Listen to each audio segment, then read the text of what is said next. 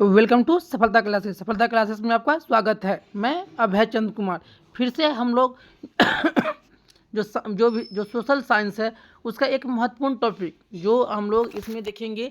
मतलब कि इस वीडियो के माध्यम से हम लोग हड़प्पा सिंधु सभ्यता एवं सैदव सभ्यता के बारे में वन लाइनर के रूप में हम लोग प्रत्येक क्वेश्चन को इसमें देखेंगे। अगर आप लोग चैनल पर नए हैं तो इसे जरूर सब्सक्राइब कर ले। क्वेश्चन पे जाने से पहले एक कोट्स है, सपने देखें और उनका पीछा करें। मतलब सपना देखना भी है और उनका पीछा भी करना है, क्योंकि सपनों के बिना सफलता अधूरी है। जब तक आपके पास सपना नहीं रहेगा तो सफलता क्या सफलता मतलब कि जरूर होगा। अगर सपना नहीं है तो सफलता क्या है, अधूरी है। चलते हैं अब हम लोग डायरेक्ट कहाँ चलते हैं, क्वेश्चन की तरफ।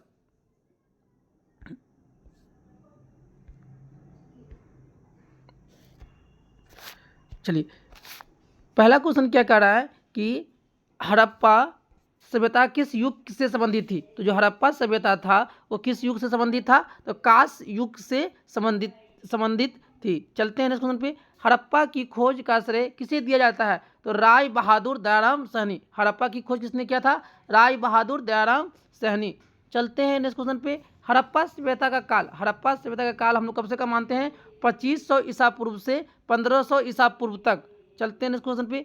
किस आधार पर हड़प्पा सभ्यता का काल 3350 ईसा पूर्व से 1750 ईसा पूर्व माना गया, तो रेडियो कार्बन परीक्षण C14 के द्वारा जो हड़प्पा सभ्यता का जो काल था 2350 ईसा पूर्व से 1750 ईसा पूर्व माना गया।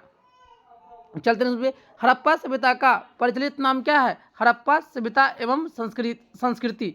मतलब हड़प्पा सभ्यता का प्रचलित नाम क्या है, हड़प्पा सभ्यता एवं संस्कृति। चलते हैं नेक्स्ट क्वेश्चन पे। हड़प्पा संस्कृति की जानकारी का प्रमुख स्रोत क्या है, पुरातात्विक खुदाई। हम लोग खुदाई मतलब जो पुरातात्विक खुदाई है उसके द्वारा हम लोग को जानकारी मिलता है किसके बारे में, हड़प्पा संस्कृति के बारे में। चलते हैं इस क्वेश्चन पे। हड़प्पा सभ्यता के औजार और अस्त्र मुख्यतः बनाए जाते थे किसका, तांबा, टीन और कांस से। जो हड़प्पा सभ्यता में जो औजार बनाते थे हम लोग किसका बनाते थे, तांबा का, टीन का और कांस से। चलते हैं नेक्स्ट क्वेश्चन पे। भारत में चांदी की उपलब्धता के प्राचीनतम साक्ष्य मिलते हैं। जो चांदी के जो उपलब्धता मतलब चांदी की जो मतलब उपलब्धता कहाँ से मिलता है, हड़प्पा संस्कृति से। चलते हैं नेक्स्ट क्वेश्चन पे। हड़प्पा सभ्यता में खत्ती या भंडारगिरी सबसे अधिक कहाँ पाया गया, तो हड़प्पा सभ्यता में। चलते हैं पे। हड़प्पा वासियों किस वस्तु के उत्पादन में सर्वप्रथम थे।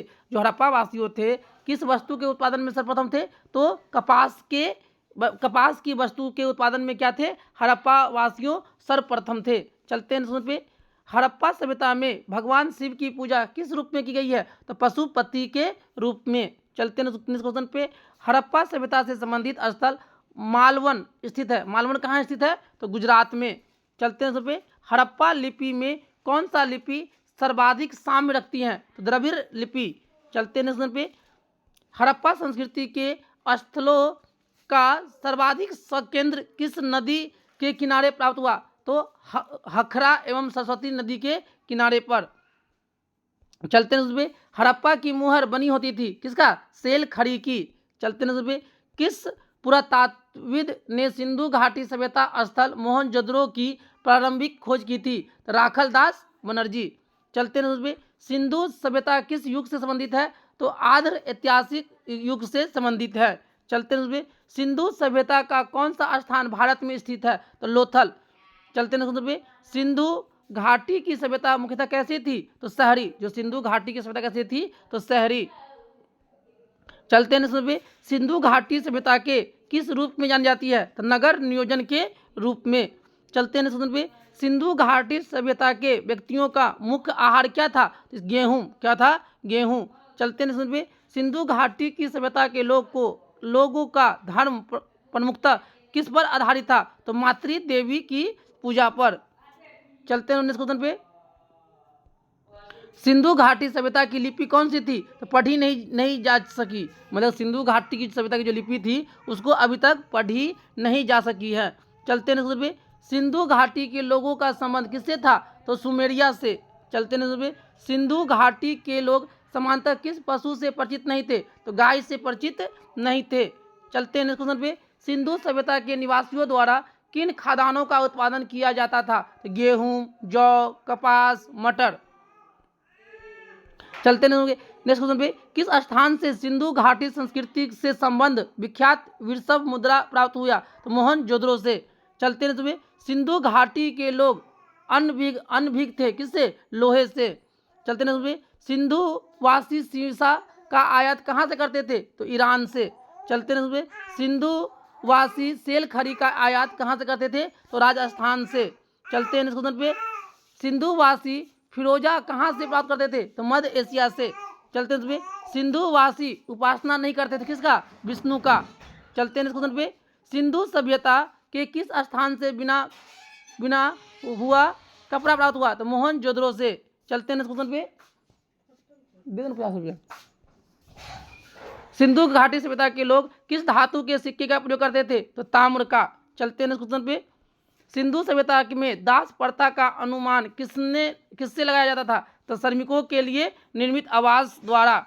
चलते हैं क्वेश्चन पे, सिंधु सभ्यता के मुहरों पर बने स्वास्तिक के चिन्ह से किस देवता की उपासना का अनुमान लगाया गया? तो सूर्य देवता का।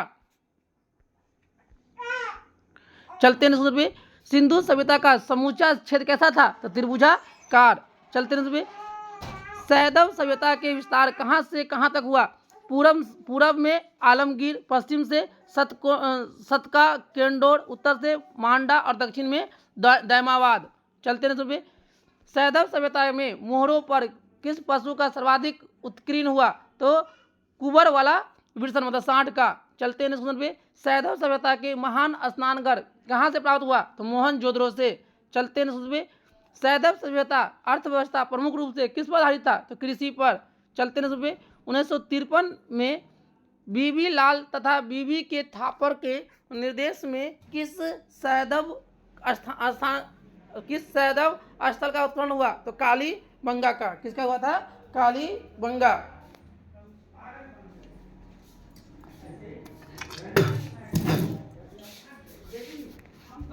चलते हैं नेक्स्ट क्वेश्चन पे, पंजाब में कौन सा सैदव स्थल थे? तो कौन थे? हड़प्पा, रहमान ढेरी, सरायखोला और जलीलपुर। चलते हैं क्वेश्चन पे, सैदव निवासी के धार्मिक जीवन में कौन सा तत्व विद्यमान नहीं था? तो विशिष्ट मूर्ति की पूजा। चलते हैं क्वेश्चन पे, सैदव सभ्यता के निवासियों द्वारा किस धातु का प्रयोग सर्वाधिक किया गया? तो कांस्य का। चलते हैं पे, सैदव निवासियों के लिए किस वस्तु का आयात सबसे महत्वपूर्ण था? धातु एवं बहुमूल्य पत्थर। चलते हैं सुबह सैदव सभ्यता के लोग किस धातु से परिचित नहीं थे? तो लोहा से। चलते हैं नेक्स्ट क्वेश्चन पे, सैदव सभ्यता को कहाँ के लोग बसाया था? तो भूमध्य सागरीय लोग। चलते हैं नेक्स्ट क्वेश्चन पे, सैदव सभ्यता के लोग कौन कौन सी सामान का उपयोग आभूषण के निर्माण करते थे? तो सोना, चांदी, ताम्र और हाथी दांत एवं हड्डियां।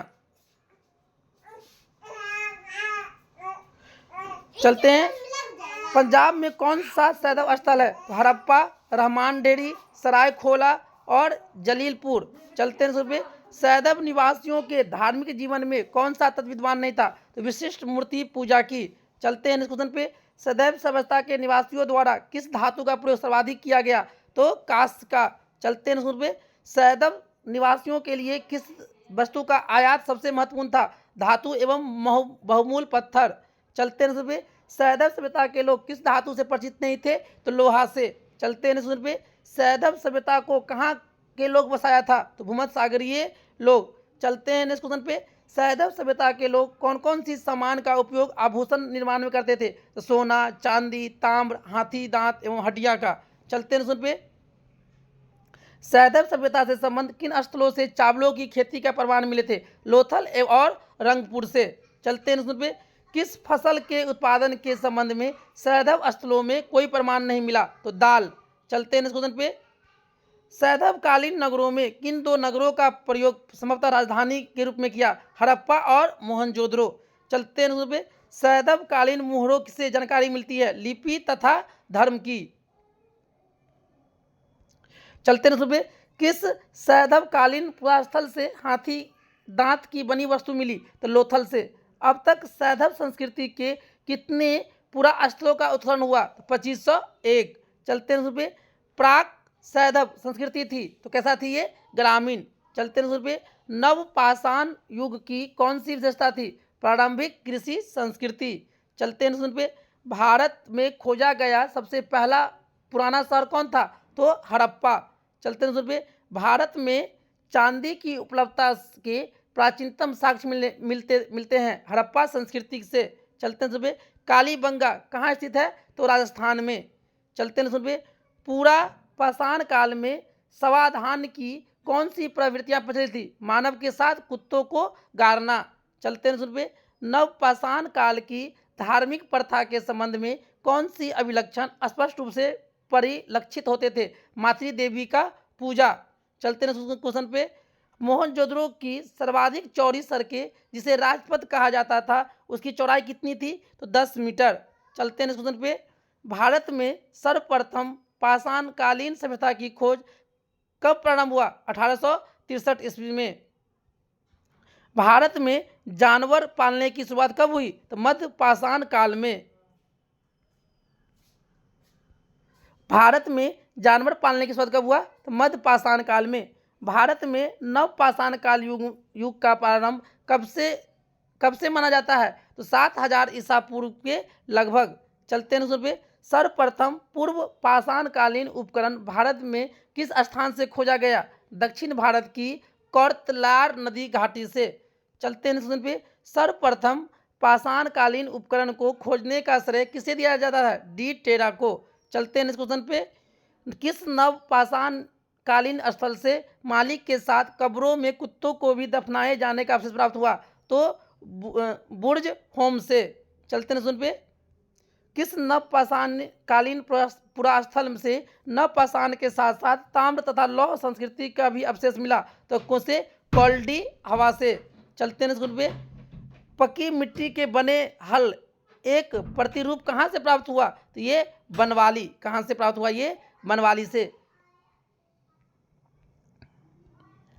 वैसे स्थान जहाँ से उत्खनन में तांबे की मुहरें प्राप्त हुई कौन था? हड़प्पा से।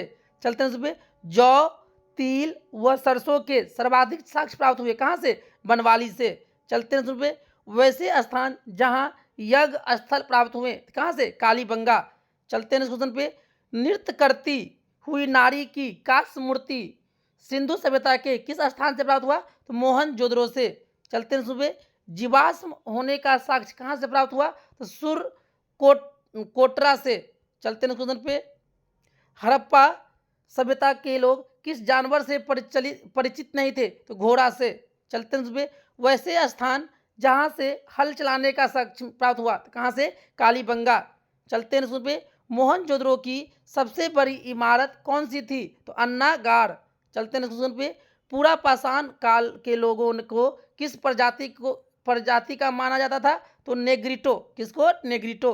चलते हैं पे आधुनिक मानव या होमो सेपियन का उदय कब हुआ? तो 40,000 ईसा पूर्व। चलते हैं पे पूरा पाषाण काल के औजार किसके बने होते थे? तो क्वार्टजाइट के। चलते हैं पे मानव द्वारा बनाया जाने वाला प्रथम औजार कौन था? तो कुल्हाड़ी। चलते हैं क्वेश्चन पे पूरा पाषाण काल को अन्य किस नाम से जाना जाता है? आखेट युग से। चलते हैं पे किस काल को फलक संस्कृति के नाम से भी जाना जाता है? तो मध्य पूरा पाषाण काल को।